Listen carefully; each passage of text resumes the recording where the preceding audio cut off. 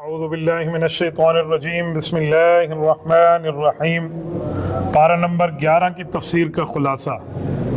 پارہ نمبر 11 کو شروع اللہ تعالیٰ نے منافقین کے 3 احکامات کے بارے سے کیا ہے۔ یعتذرون الیکم اذا رجعتم الیہم قل لا تعتذروا۔ اس آیت کے اندر اللہ جل شانہ نے منافقین کا ذکر فرمایا ہے جو جہاد میں نہ جانے کے مختلف ہیلے اور بہانے بنا رہے تھے۔ یہاں سے ان کا اللہ تعالی نے ذکر فرمایا۔ ادھر سے لے کر یعنی اس سورۃ التوبہ کی آیت نمبر 94 سے 96 تک منافقین کے بارے میں 3 قسم کے حکم دیے گئے۔ نمبر 1، اے پیغمبر صلی اللہ علیہ وآلہ وسلم آپ ان سے کہہ دیجئے کہ جھوٹے اور بیکار عذر نہ کریں، کیونکہ اللہ تعالیٰ نے تمہارے حالات اور واقعات سے آگاہ فرمایا ہے کہ تم لوگ جھوٹے ہو۔ نمبر 2، نبی اکرم صلی اللہ علیہ وسلم کو حکم دیا جا رہا ہے کہ آپ ان سے اعراض کریں، یعنی انہی پر ملامت رکھیں، نہ انہی سے تعلقات رکھیں۔ نمبر 3، منافقین قسمیں کھا کر آپ صلی اللہ علیہ وسلم کو راضی کرنے کی کوشش کریں گے، لیکن حضور پاک صلی اللہ علیہ وسلم نے ان سے راضی نہیں ہونا۔ اور اس کے آگے اللہ تعالیٰ نے 7 مؤمنین مخلصین کی توبہ کے بارے میں بات ارشاد فرمائی وآخرون کی آیت اتار کے، یعنی منافقین کو اللہ تعالیٰ نے الگ ذکر فرمایا، آخرون کہہ کے مؤمنین کو الگ ذکر فرمایا۔ 10 مؤمنین تھے جو سورۃ التوبہ کی آیت کے نزول کا مصداق ہیں اور وہ میدان تبوک میں حاضر نہ ہو سکے۔ ان میں 7 کی توبہ کی آیت ایک آیت ہے، یعنی ایک جگہ ہے، اور 3 حضرات کی توبہ کے لیے دوسرے مقام پر ہے۔ تو اللہ تعالیٰ نے پہلے 7 کی بات ارشاد فرمائی کہ مؤمنین مخلصین ہیں، ان کے بارے میں اللہ تعالیٰ نے فرمایا میں اپنی غلطی پر ندامت ہوئی۔ نبی پاک صلی اللہ علیہ وسلم غزوہ تبوک سے واپسی سے پہلے انہوں نے اپنے آپ کو مسجد نبوی کے ستونوں سے باندھ لیا اور اس بات کا اعلان کیا کہ جب تک اللہ کے نبی خود ہمیں معاف کر کے نہیں آ کر کھولیں گے ہم یہاں بدے رہیں گے۔ پھر ان کی توبہ قبول ہوئی اور اللہ تعالیٰ نے ان کی توبہ کو قبول فرمایا اور انہیں کھول دیا گیا۔ اس کے بعد مسجد زرار کا حکم اللہ تعالیٰ نے دیا ہے۔ مسجد زرار والذین اتخذوا مسجدا میں یہاں منافقین کی ایک خطرناک سازش کو بیان کیا گیا۔ وہ خطرناک سازش یہ تھی کہ انہوں نے باقاعدہ مسجد قباء کے ساتھ ایک جگہ تھی، اس جگہ ایک مسجد بنائی تھی۔ اس کا نام کوئی مسجد زرار نہیں تھا، لیکن قرآن نے اس کو نام مسجد زرار دیا ہے۔ ہم زرار کا معنی ہوتا ہے تکلیف دینے والی۔ تو پھر انہوں نے مسجد کیوں بنائی تھی؟ منافقین مسجد نبوی کے مقابلے میں ایک مسجد تعمیر کرنا چاہتے تھے۔ نبی علیہ السلام کے پاس ہے کہ ہم نے مسجد بنائی ہے، آپ آئیں اور ایک نماز پڑھیں، ہمیں برکات مل جائیں گی۔ حضور اکرم صلی اللہ علیہ وسلم نے فرمایا ابھی تو میں تبوک کے سفر پہ ہوں، واپسی پہ انشاءاللہ دیکھ لیں گے۔ آپ علیہ السلام ابھی واپس نہیں پہنچے تھے کہ راستے میں اللہ تعالیٰ نے ان کی کلی کھول دی اور بتا دیا کہ ان لوگوں نے 2 نمبریاں کی ہیں، اسلام کے مقابلے میں ایک کفر کا اڈا بنانا چاہتے ہیں۔ اس بنیاد پر انہوں نے مسجد کو تعمیر کیا ہے۔ صحابہ کرام واپس آئے، نبی علیہ السلام نے اس کو منہدم کرنے کو حکم دیا اور وہ مسجد کی اینٹ سے اینٹ بجا دی گئی۔ اس کے بعد اللہ تعالیٰ نے لمسجد اسس علی التقوی من اول یوم احق ان تقوم فیہ رجال یحبون ان یتطہروا۔ اس آیت کے اندر اللہ جل شانہ نے مسجد قباء اور اہلیان قباء کی بات ارشاد فرمائی ہے کہ مسجد قباء کے قریب رہنے والے جو لوگ ہیں یعنی صحابہ کرام، وہ اتنے مقدس لوگ ہیں کہ ان کو پاکیزگی چاہیے، طہارت چاہیے، اللہ تعالیٰ جل شانہ کی رضا چاہیے، اور یہ لوگ ظاہری اور باطنی ہر طرح کی پاکیزگی کی بات کرتے ہیں، ظاہری اور باطنی ہر طرح کی نجاست سے دور ہیں۔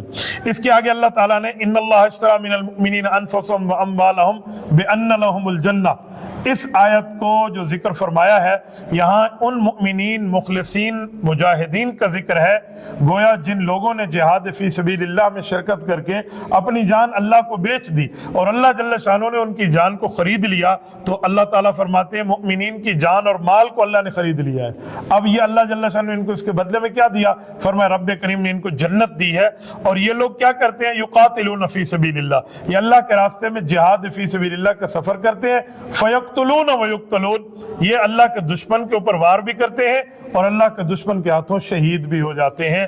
تو اس بات کی بات ارشاد فرمائی۔ اس سے سمجھ آیا بغیر عذر کے بندہ جہاد کے لیے رک جائے تو اس پر مذمت ہے، نحوست ہے، بےایمانی اور بزدلی ہے۔ قرآن کریم اور اللہ جل شانہ اس کو تسلیم نہیں فرماتے۔ اس کے بعد میں نے شروع میں عرض کیا کہ 10 صحابہ کرام تھے، 7 کا ذکر ہو گیا اور 3 رہ گئے۔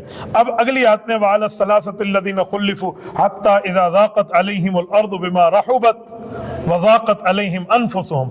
इस आयत में अल्लाह जल्ल शानहू ने उन 3 मुखलिसीन मुमिनीन का जिक्र फरमाया जिनकी तौबा 50 दिन के बाद जाकर कबूल हुई है। वो 3 हजरात में एक हजरत मुरारा बिन रबी है, हजरत हिलाल इब्न उमैया है और हजरत काब बिन मालिक रज़ी अल्लाह तआला अन्हुम है।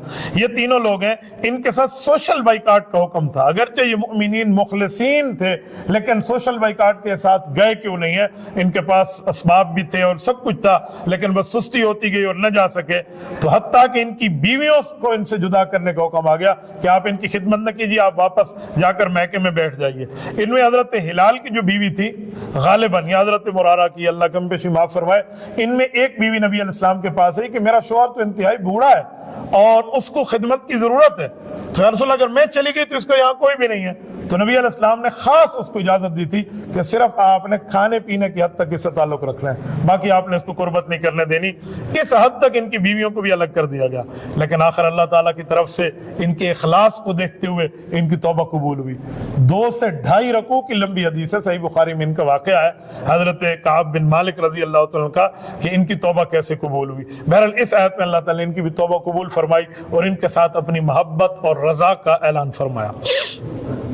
इसके आगे अल्लाह जल्ल शानहू ने मुत्तकी बनने का नुस्खा इरशाद फरमाया है कि या अय्युहल्लज़ीना आमनुत्तकुल्लाह वकूनू मअस्सादिकीन, कि ऐ लोगों अगर आप तकवा इख्तियार करो, उसकी तरतीब ये है कूनू मअस्सादिकीन, यानी नेक लोगों की सोहबत इख्तियार कर लो, नेक लोगों के साथ हो जाओ।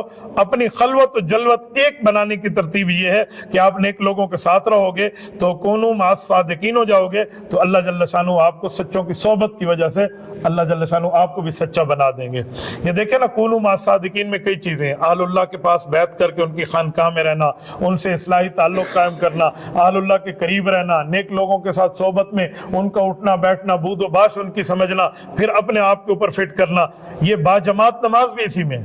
देखे बाज़ औक़ात बंदा जो सौदा बेच रहा होता है दुकान में, अगर वो परचून में बेचते हैं तो एक एक चीज को गाहक चेक करते हैं, और अगर वो थोक के हिसाब से बेच रहा होता है ना होल सेल पे, तो उसमें कोई चीजें वैसे ही चली जाती हैं। तो जिस बंदे को अपनी नमाज न भी आती हो और वो बाजमात पढ़ रहा हो, बस इमाम के पीछे जो उसने कहना है वो कह रहा है, तो इसकी नमाज भी कबूल हो जाएगी, क्योंकि ये बाबा होल सेल वाला मामला है। लेकिन अकेले नमाज पढ़ेगा तो हो सकता है कि एक एक चीज का चेक एंड बैलेंस आ जाए, तो इसलिए कहते हैं कि बाजमात नमाज बंदा न छोड़े। इससे आगे लक़द जाअकुम रसूलुम मिन अनफुसिकुम अज़ीज़ुन अलैहि मा अनित्तुम हरीसुन अलैकुम बिल मुमिनीना रऊफुर रहीम। इस आयत के अंदर अल्लाह जल्ल शानहू ने नबी पाक सल्लल्लाहु अलैहि वसल्लम की मेहरबानी, हुजूर की शफकत को जिक्र फरमाया कि नबी वो है जो तुम्हारी तकलीफ को अपनी तकलीफ समझ के महसूस करते हैं, तो नबी अलैहिस्सलाम आप पे इतने मेहरबान हैं। फिर हुजूर अलैहिस्सलाम को तसल्ली दी कि फ़इन तवल्लू फ़कुल हस्बी अल्लाह, लोग आपसे अगर वो फेर भी जाएं तो अल्लाह तो आपके लिए काफ़ी है, अल्लाह आपके साथ है। तो आप इनके मामलात को ना देखें कि कुफार ने आपकी दावत को कबूल न किया, बस आप सब्र रखें और अल्लाह पर भरोसा रखें।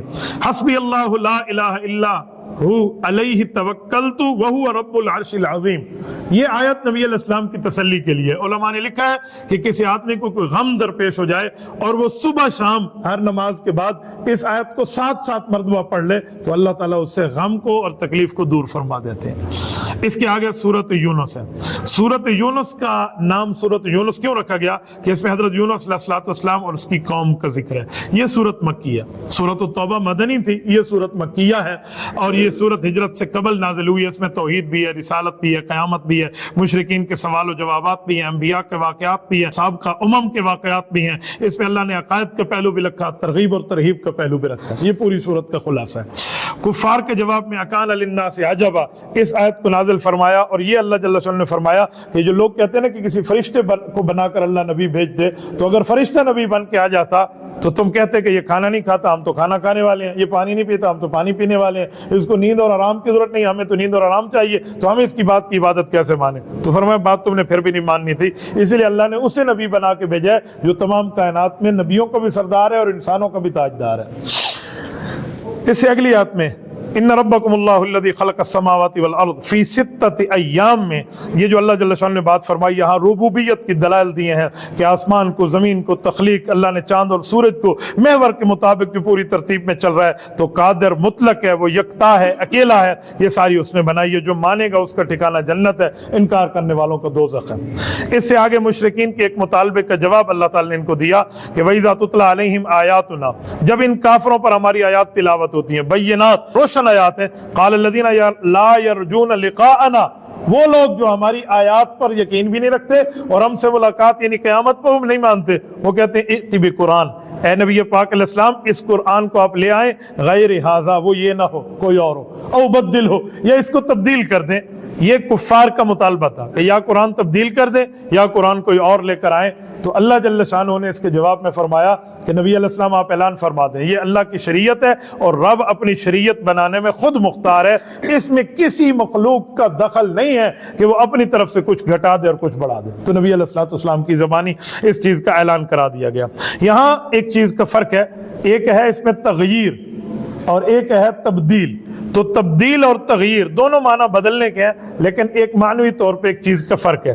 تغییر جو ہے نا، مثلا کوئی بندہ ایک چیز لائے اور سامنے والے کو پسند نہ آئے تو کہ جی میں نہیں لیتا، تو اس کی ترتیب یہ ہے کہ وہ چیز وہ بندہ اپنے پاس رکھ لے، اسے نائی خرید کے دے دے، اسے کہتے ہیں تغییر۔ اور تبدیل کا معنی کیا ہے کہ ایک بندہ کوئی چیز لے کر آئے اور بندہ کہ جی مجھے پسند نہیں ہے، وہ اسی کو جا کے چینج کرا کے آئے، اسے تبدیل کہتے ہیں۔ تو یہ دونوں باتیں کافروں نے قرآن کریم کے لیے کہی اور رب کریم نے ان کے منہ کو بند کیا کہ جی ایسے نہیں ہو سکتا، جو اللہ تعالیٰ نے کہہ دیا ہے سو کہہ دیا ہے، اس کے اوپر ماننے کی بات ہو سکتی ہے، ایمان کی بات ہو سکتی ہے، اعتراض کا معاملہ نہیں ہو سکتا۔